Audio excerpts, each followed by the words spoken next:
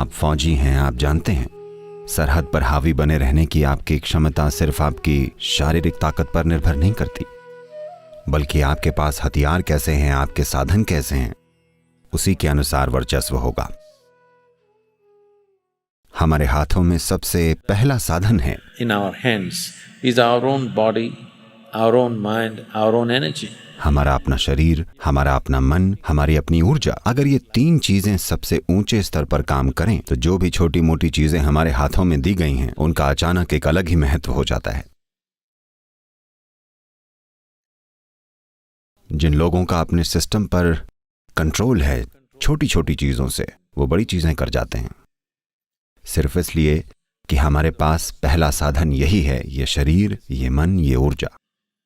इसके ऊपर कुछ महारत हासिल करना बहुत बड़ा बदलाव लेके आएगा, खास तौर से एक फौजी के लिए, क्योंकि ये एक भारी मेहनत वाला काम है। ये एक अकेला जीवन है। अगर कोई अपने खुद के भीतर बिल्कुल सुलझा हुआ नहीं है तो अकेले होना बहुत मुश्किल है। एक योगी हमेशा अपनी इच्छा से अकेला होता है, इसलिए नहीं कि वो लोगों से घुल मिल नहीं पाता, सिर्फ इसलिए कि वो इतना सही से सुलझा होता है।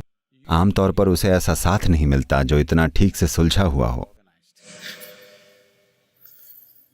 तो आप अकेले होना चुनते हैं क्योंकि पता है, जब गौतम बुद्ध के शिष्यों में से एक ने उनसे पूछा किसी के साथ चलना अच्छा है या अकेले चलना, गौतम ने कहा किसी मूर्ख के साथ चलने से अकेले चलना बेहतर है।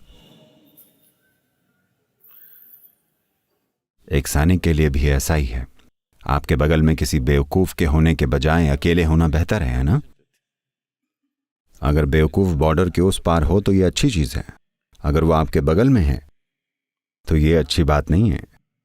इसलिए एक योगी की तरह एक सैनिक को भी सीखना होता है कि अपने शरीर, मन, ऊर्जा को इस तरह से सुलझा लें कि अकेले होना संघर्ष न रह जाए,